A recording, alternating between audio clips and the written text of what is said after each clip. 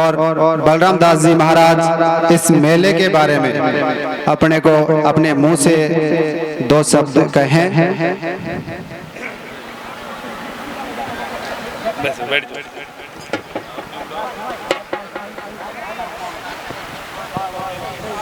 ओम गुरुर्ब्रह्मा गुरुर्विष्णु गुरुर्देवो महेश्वरः गुरु साक्षात् परब्रह्म तस्मै श्री गुरवे नमः। ध्येयं सदा परिभवग्नमभीष्टदोहं तीर्थास्पदं शिवविरिञ्चिनुतं शरण्यं मृत्यार्तिहं प्रणतबालभवाब्धिपोतं वन्दे महापुरुषते चरणारविन्दम्। आप सभी एक बार दोनों हाथ उठा करके ऊर्जा के साथ में जोर से जयकारा लगाएंगे। बोले श्री मोहनदास जी महाराज की, बोले श्री हनुमान जी महाराज की। परम संत श्रद्धेय श्री मोहनदास जी महाराज के मेले में मंच पर उपस्थित समस्त गणमान्य अतिथिगण, समुपस्थित पिता तुल्य बुजुर्गगण, माताओं बहनों, आप सभी को मैं प्रणाम करता हूं तथा हमारी लोक संस्कृति को जीवित रखने वाले दोनों महासी बाबा, आपके भी श्री चरणों में मैं प्रणाम करता हूं और साथ ही भगवान से ऐसी प्रार्थना करता हूं कि आपको 100 वर्ष से भी ज्यादा की आयु भगवान प्रदान करे और उसी के फलस्वरूप आप हमारी लोक संस्कृति को ऐसे ही दिन ब दिन आगे बढ़ाते रहें। प्रिय बंधुओं, देखिए बार बार मुझे गौरक्षक कह करके संबोधन कर रहे थे, लेकिन वास्तव में गौरक्षक मैं नहीं हूं, गौरक्षक आप सब जितने भी लोग बैठे हैं वो हैं। क्योंकि मेरे अंदर अगर किसी ने गौ का भाव या गौ के प्रति जो श्रद्धा का बीज बोया, वो आप सब जितने भी बाबा बैठे हैं उन्होंने मेरे अंदर गौ माता के प्रति श्रद्धा का बीज बोया है। आप लोगों ने मुझे गौशाला बना करके दी है, तब जाकर के मैं गौ माता की सेवा कर पा रहा हूं। तो वास्तव में गौरक्षक तो आप सब लोग हैं और आप सब लोगों की जो श्रद्धा है वो हमेशा गौ माता के प्रति रहती है। आज बहुत बड़े संत के मेले में हम सब उपस्थित हैं और भीषण गर्मी में भी हम सब यहाँ पर बैठे हैं और इस मेले के स्वरूप को बड़ा ही आनंददायक बना रहे हैं। संतों की महिमा इतनी होती है प्रिय बंधुओं कि संतों के चरणों के रज से मुक्ति की भी मुक्ति होती है। एक बार मुक्ति ने भगवान श्री कृष्ण से कहा कि हे कृष्ण, सबकी मुक्ति के तुम उपाय बताते हो, लेकिन मेरी मुक्ति का उपाय क्या है?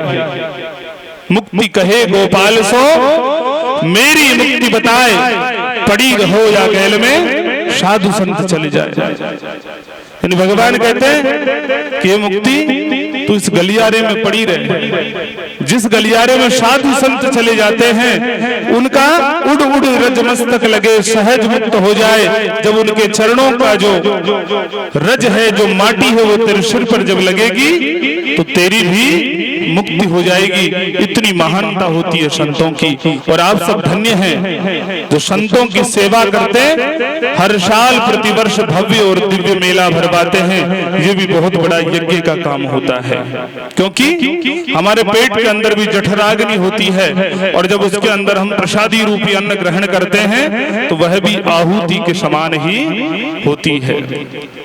तो आप इतना बड़ा यज्ञ करते हैं, साथ ही जो मेरे मन में होती है मैं बोल देता हूँ, क्योंकि मैं बालक हूँ और आप सब मेरे माँ बाप हैं। तो बालक को पूरा अधिकार होता है अपने माँ बाप के सामने अपनी बात रखने का।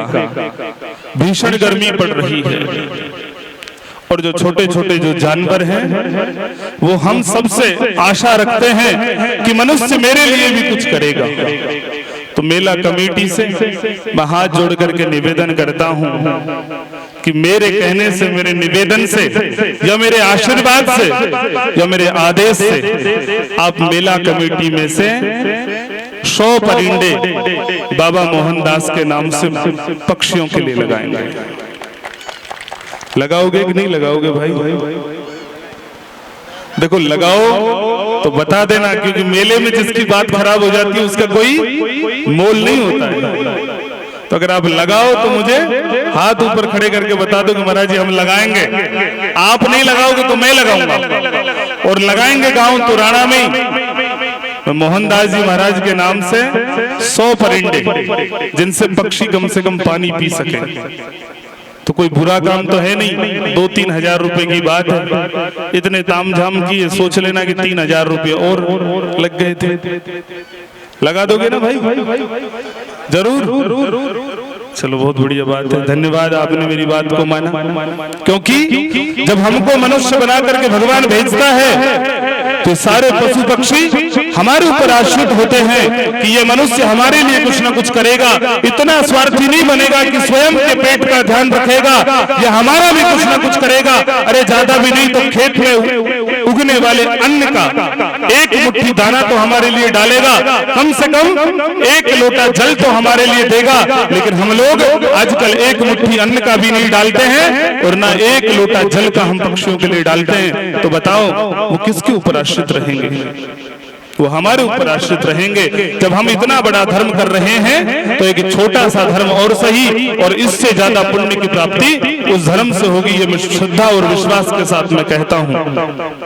आप सब इतने व्यवस्थित ढंग से इस कार्यक्रम को कर रहे हैं, बहुत ही मैं भगवान से ऐसी कामना करता हूं कि यह काम सदा सर्वदा के लिए चलता रहे। क्योंकि मैंने श्री मोहनदास जी महाराज के विषय में सुना है कि हमारे क्षेत्र के सबसे दिव्य संत होते श्री मोहनदास जी महाराज, और उनके चमत्कार इतने थे कि कोई बिड़ले संत के अंदर इतने चमत्कार होते हैं। और उनके चमत्कार का ही प्रभाव है कि आज भीषण गर्मी में भी आप सभी यहाँ पर बैठे हैं। वो सिर्फ मोहनदास जी की कृपा मात्र से आप यहाँ पर बैठे हैं, अन्यथा और कोई बैठने का यहाँ पर साधन भी नहीं है। तो आपके ऊपर सदा श्री मोहनदास जी महाराज की कृपा बनी रहे, और आप ऐसे ही सदा सर्वदा इन कार्यक्रमों को करते रहें, ऐसे ही गौ माता की सेवा करते रहें, ऐसे श्री हनुमान जी महाराज की सेवा करते रहे। मैं यही कहकर के मेरी वाणी को विराम देता हूँ। साथ ही साथ जो बालिका बैठी हैं, बच्चे बैठे हैं, उनसे भी मैं कहता हूँ कि बेटा खूब पढ़ो और पढ़ लिख करके आगे बढ़ो और देश का नाम रोशन करो। आपने मेरी बात को बड़े ही ध्यान से सुना, इसके लिए मैं आप सभी का हृदय से स्वागत करता हूं, अभिनंदन करता हूं। मेरे शब्दों में अगर किसी भी प्रकार की कोई त्रुटि हुई हो तो मुझे बालक समझ करके क्षमा कर दें, और मेरी बात के ऊपर अवश्य विचार करें। अगर ऐसा नहीं होता है तो मेरे हृदय को बड़ा ठेस पहुंचेगी, और ठेस अगर मेरे हृदय को पहुंचेगी तो दोबारा आने की इच्छा मेरी नहीं होगी। तो एक बार दोनों हाथ उठा करके जयकारा लगाएंगे, बोले श्री मोहनदास जी महाराज की, बोले श्री हनुमान